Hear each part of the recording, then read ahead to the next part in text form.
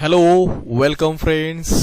आजच्या आपल्या जिओग्राफीच्या पुढील भागातील लेक्चरमध्ये आपल्या जिओग्राफी इंग्लिश मीडियमच्या 12वीच्या विद्यार्थ्यांचं सर्वांचं मी पुन्हा एकदा स्वागत करतो. बघा, आजचा जो पॉइंट आपण घेत होतो पॉप्युलेशन ग्रोथ अँड एक्सप्लोजन, म्हणजे लोकसंख्या वाढ आणि विस्फोट. थोडीशी पार्श्वभूमी, हा भाग थोडासा वाचून झाला होता आपला, पण तरी एकदा पार्श्वभूमी सांगतो. You know that birth rates and death rates determine the growth or decline in the population. जन्म आणि मृत्यू दरामुळे लोकसंख्येत वाढ किंवा घट होते हे तुमच्या लक्षात आलेले आहे.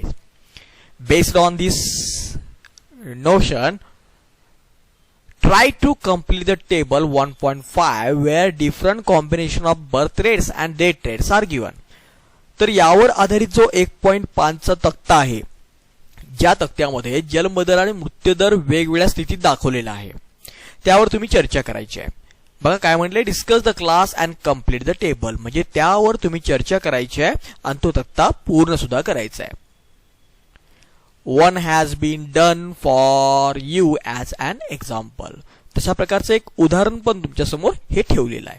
तो तक्ता थोडासा बघून घ्या आणि त्याद्वारे बघा एक एक्झाम्पल त्यांनी इथे ठेवलेलं आहे. हे एक्झाम्पल म्हणतात, पहिलं birth rate high, death rate high, effect on the population growth, म्हणजे लोकसंख्येवर होणारा परिणाम कसा असतो, स्टेबल, स्थिर किंवा increase, low increase, stable increase किंवा low increase.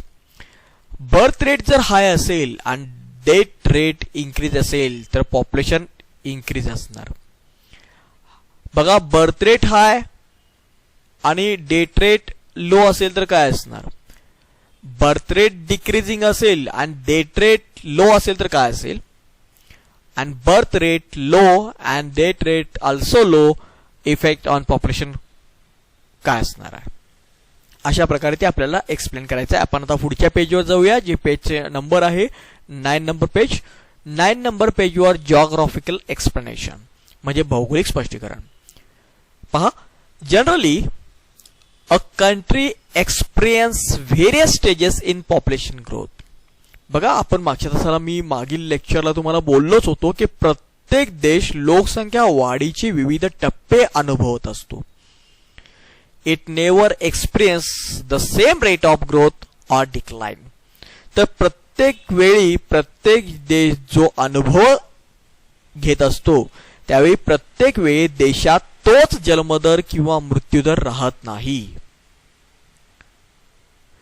Along with the economic development, tendency of birth rate and death rate are different. तर काय घडतं बघा,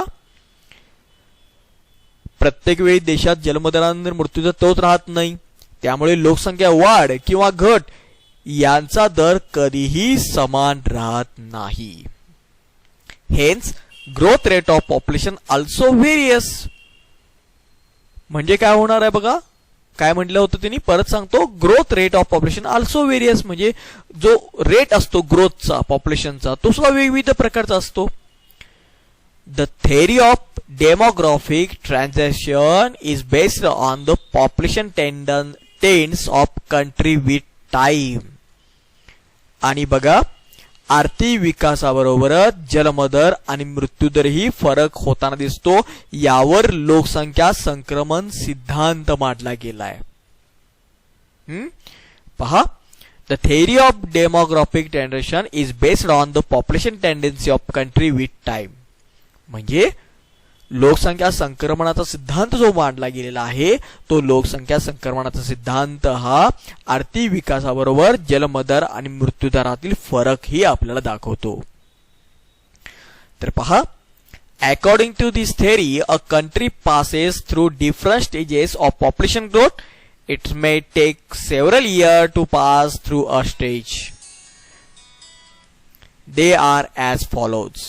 म्हणजे बघा, जशा प्रकारे या सिद्धांतानुसार, या सिद्धांताला आपल्याला काय सांगायचं आहे, तर प्रदेश आणि काळानुसार लोकसंख्या वाढीचे विविध टप्पे पार करीत असतो. म्हणजे बघा, प्रत्येक प्रदेश असतो तो काळानुसार सुद्धा लोकसंख्येच्या विविध टप्प्यातून जात असतो. यासाठी काही वर्षाचा कालावधी लागू शकतो. तर ते टप्पे कोणते कोणते आहेत, म्हणजे मी आत्ताच तुम्हाला जे सांगितलं, It may take several years to pass through a stage. They are as follows. याचा अर्थ काळानुसार सुद्धा लोकसंख्या वाढीचे विविध टप्पे आहेत. त्यासाठी काही वर्षाचा कालावधी लागू शकतो. त्यासाठी आपण जे स्टेजेस बघणार आहोत ते स्टेजेस बघून घेऊया. स्टेज नंबर 1 हाय स्टेशनरी स्टेज, म्हणजे पहिला टप्पा जो आहे तो अतिशय स्थिर आहे. पाहूया. Both birth rates and death rates are high during this phase. या टप्प्यात बघा, या पहिल्या टप्प्यामध्ये जन्मदर आणि मृत्यूदर दोन्ही अधिक असल्यामुळे लोकसंख्या वाढ स्थिर असते. बघा पुढचं वाक्य, so population growth is stable, स्थिर असते. Birth rate are high because having lost of children is considered to be good idea. बघा, कारण जास्त मुले असणे चांगले अशी धारणा लोकसंख्येची असते, म्हणजे लोकांची असते. जेवढी मुले जास्त तेवढे चांगलं, असा एक विचार लोकांच्या मनामध्ये असतो आणि त्यामुळे बर्थ रेट हाय असतो. ठीक आहे, पुढे पाहूया. At this stage the financial position of the country is not developed. या टप्प्यामध्ये देशाची आर्थिक स्थिती जर विचार करायची झाली तर ती इतकी काय विकसित नसते.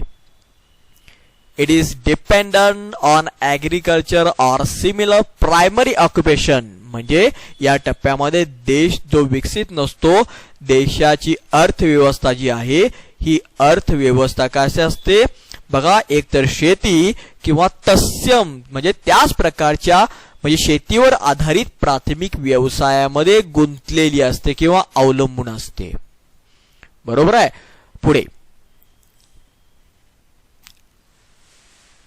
पुढे वाचूया. पहा, इथे आलो होतो आपण, इथे sorry. It is dependent on, परत हिचं वाक्य वाचतोय मी.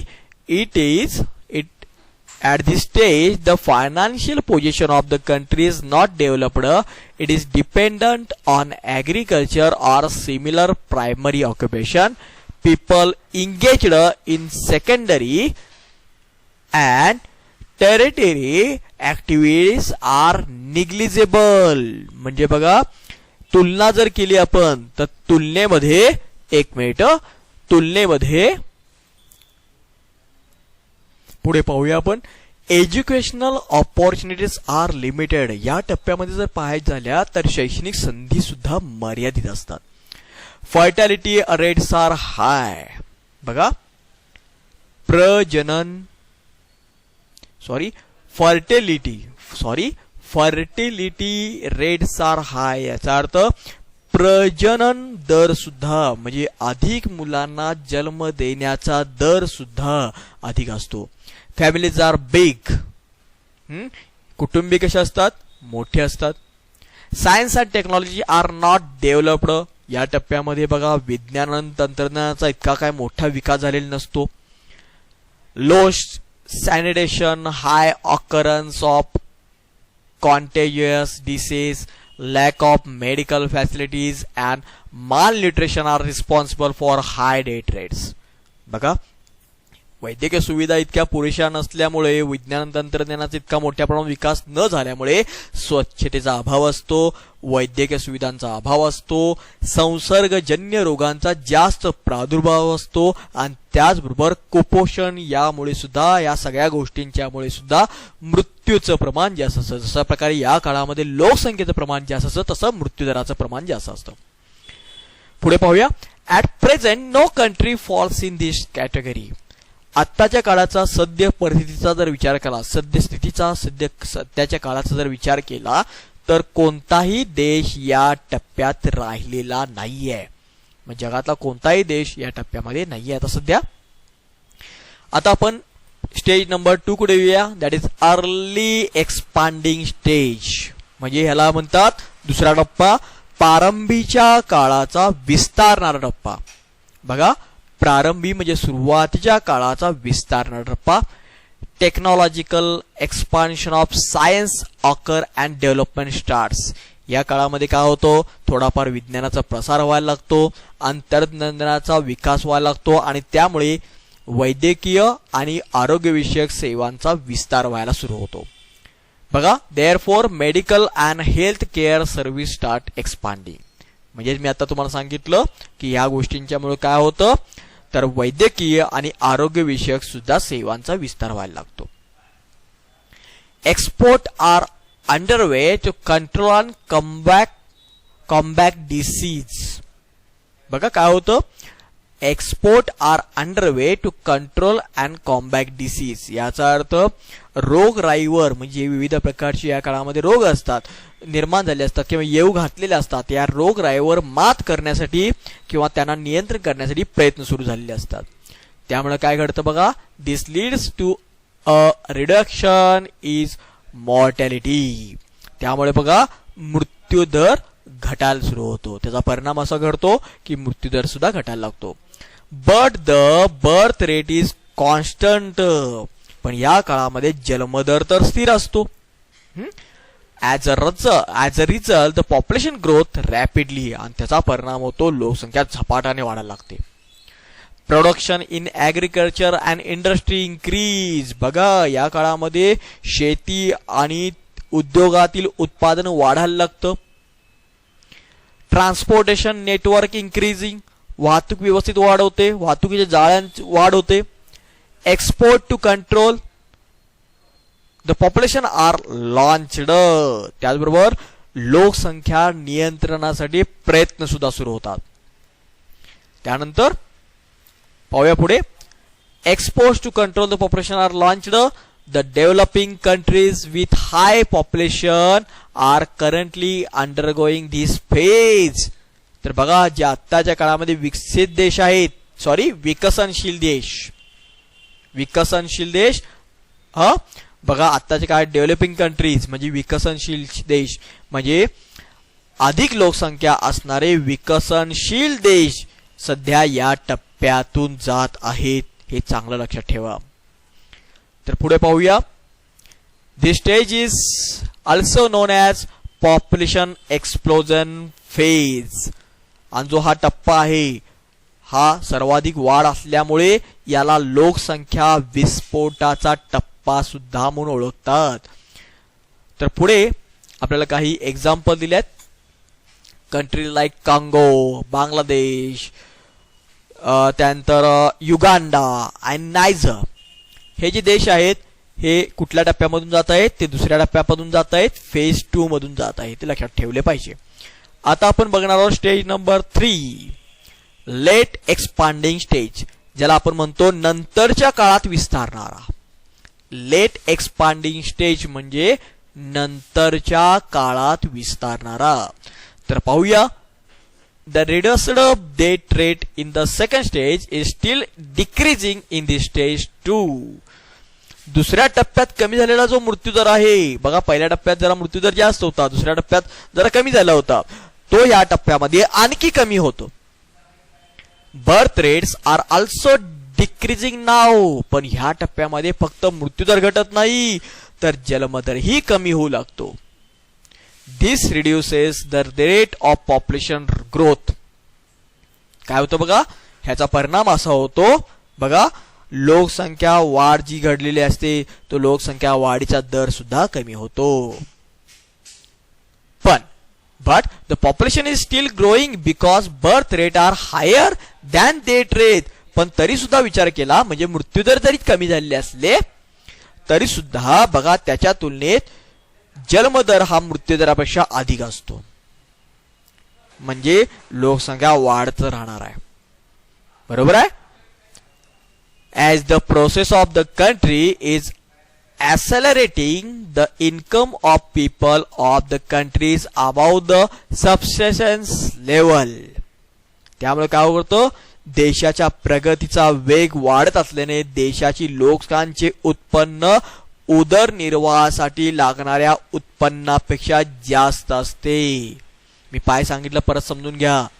As the process of the country the accelerating the income of the people of the countries above the subsistence level. याचा अर्थ बघा या टप्प्यामध्ये देशाच्या प्रगतीचा वेग वाढत असल्यामुळे देशातील लोकांचे उत्पन्न जे आहे, देशातील लोकांचे जे उत्पन्न मिळवतात ते उत्पन्न उदरनिर्वाहासाठी लागणाऱ्या उत्पन्नापेक्षा जास्त झालेलं असतं.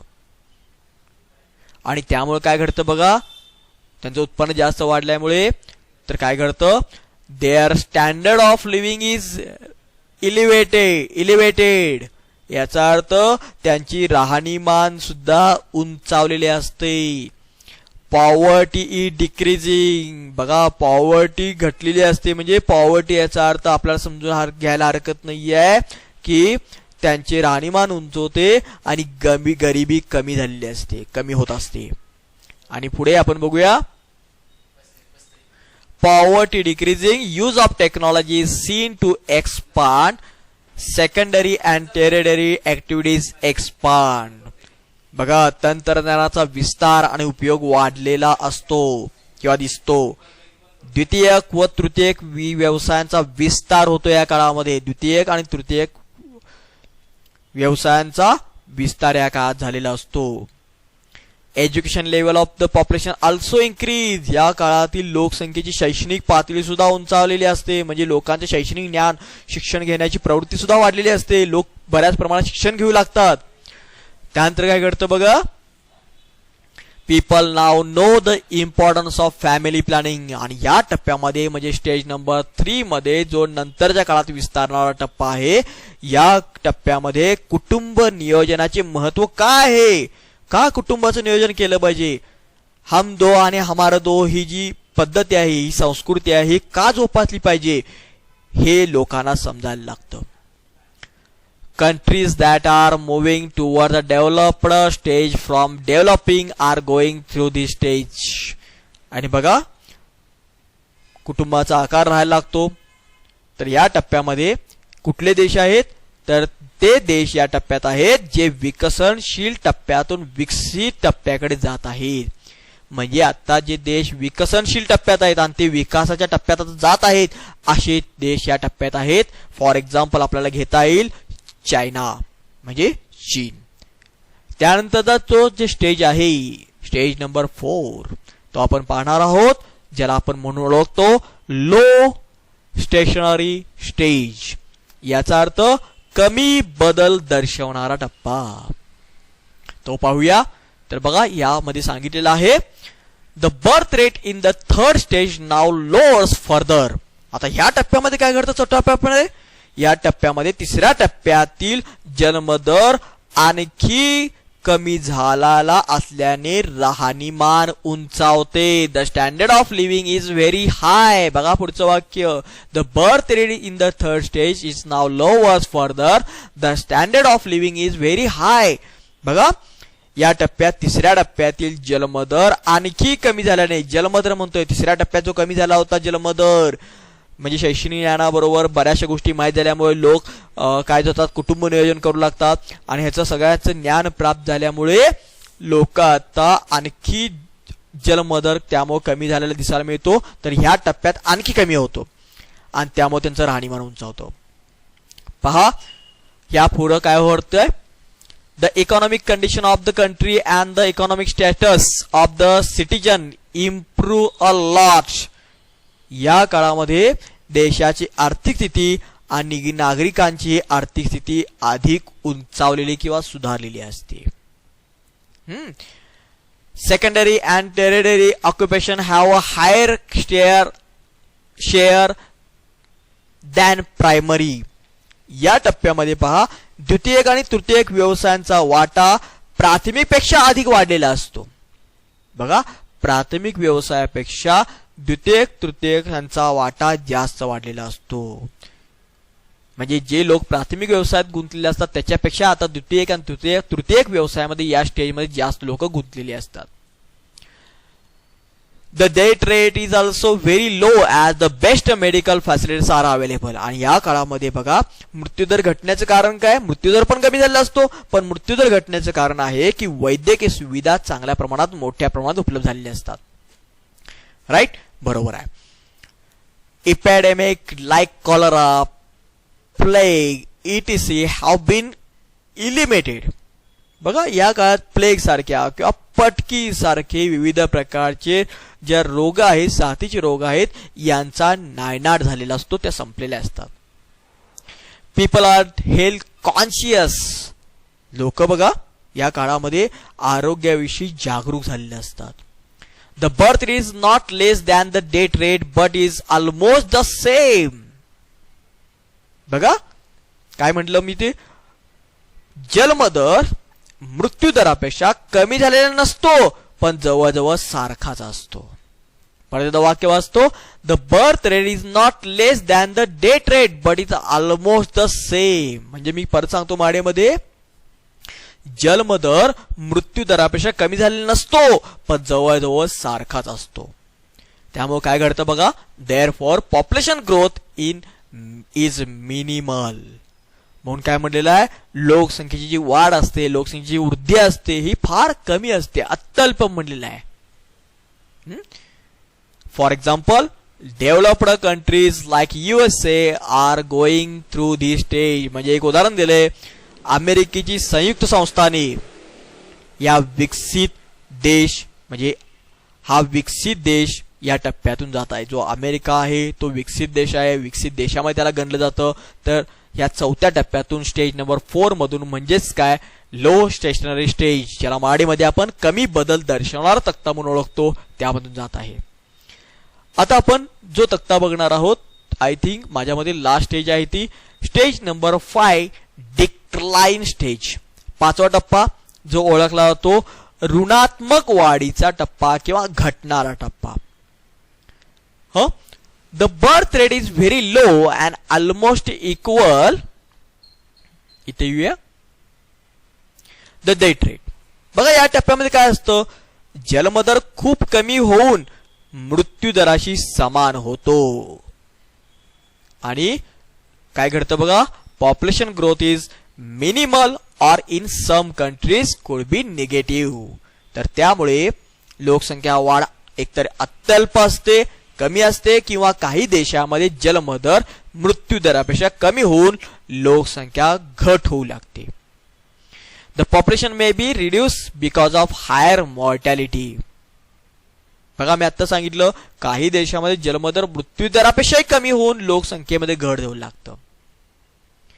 In such countries the number of children is very low and the elderly are very high. आणि ह्या टप्प्यामध्ये सगळ्यात महत्त्वाची घटना अशी घडते की देशामध्ये बालकांची संख्या खूप कमी होते आणि वृद्धांची संख्या अधिक असते. कुठल्या टप्प्यामध्ये, स्टेज नंबर 5 मध्ये. ठीक आहे, पुढे पाहूया. Standard of living is very हाय. या काळामध्ये राहणीमान सुद्धा उंचावलेलं असतं. The economic condition of the country and the citizen is very good. बघा देशाची व नागरिकांची आर्थिक स्थिती उत्तम असते. Territory activities contribute the most of the economy. बघा सगळ्यात महत्त्वाची बाब आहे, तृतीयक व्यवसायाचे प्रमाण सर्वाधिक असते. या टप्प्यामध्ये तृतीयक व्यवसायामध्ये गुंतलेल्या लोकांचं प्रमाण सर्वाधिक असतं. High quality of education, high quality of educational and medical facilities are available. मग शैक्षणिक आणि वैद्यकीय सेवा उच्च दर्जाच्या असतात. Healthy environment and pleasant life is preferred. म्हणजे बघा काय म्हटलेलं आहे, मी परत वाचतो. हाय क्वालिटी ऑफ एज्युकेशन आणि medical facilities are available. Healthy environment and pleasant life are preferred. That is Sweden and England. Example is Sweden and Finland. Sorry, बघा यामध्ये काय झालं असतं, शैक्षणिक आणि वैद्यकीय सेवा एवढ्या उच्च दर्जाच्या वाढल्या असतात. त्याचबरोबर आरोग्य, पर्यावरण आणि आनंददायी जीवन यांचा आग्रह असतो. आनंद जीवन जगायचं. त्यामुळे उदाहरण दिले स्वीडन आणि फिनलँड, ही कंट्रीज ह्याची उदाहरणं यामध्ये येतात. हे स्टेज नंबर 5 होता, जो आपण ओळखला ऋणात्मक वाढीचा टप्पा. आणि या सगळ्या टप्प्यांचा आधार घेऊन मी तुम्हाला सुरुवातीला जो चार्ट पूर्ण करायला सांगितला होता, हा चार्ट टेबल नंबर 1.5 हा तुम्ही पूर्ण करायला हरकत नाही, जो पान नंबर 8 वर आहे. अशा प्रकारे आज 4थ्या लेक्चरमध्ये आपण आय थिंक तुम्हाला टॉपिक संदर्भात ज्या काही अडचणी होत्या, जो काही शंका होत्या, त्या मी संपवलेले आहेत, पूर्ण केलेले आहेत. ठीक आहे. थँक्यू. हा व्हिडिओ जर तुम्हाला, हे चारही व्हिडिओ जर तुम्हाला छानपैकी आवडत असतील, समजत असतील, तर आणखी तुम्ही जर तुमच्या तिथं कॉमेंटमध्ये काही जर तुमच्या डाऊट्स असतील, काही शंका असतील, तर त्या कॉमेंट करू शकता, जेणेकरून मला माझं लेक्चर आणखी जरा सुधारायला संधी मिळेल. आणि त्याचबरोबर तुम्ही लाईक करायला सुद्धा विसरू नका किंवा आपलं चॅनल सबस्क्राईब करायला सुद्धा विसरू नका, जेणेकरून आम्हाला आणि जरा प्रोत्साहन मिळेल, मला प्रोत्साहन मिळेल. तुम्ही अधिक चांगल्या प्रकारे करत आहात सर, तर आणखी देखील चांगल्या रीतीने तुमच्यापर्यंत मी अभ्यास तुमचा पोहोचवण्याचा प्रयत्न करेन. ठीक आहे. थँक्यू. थांबूया.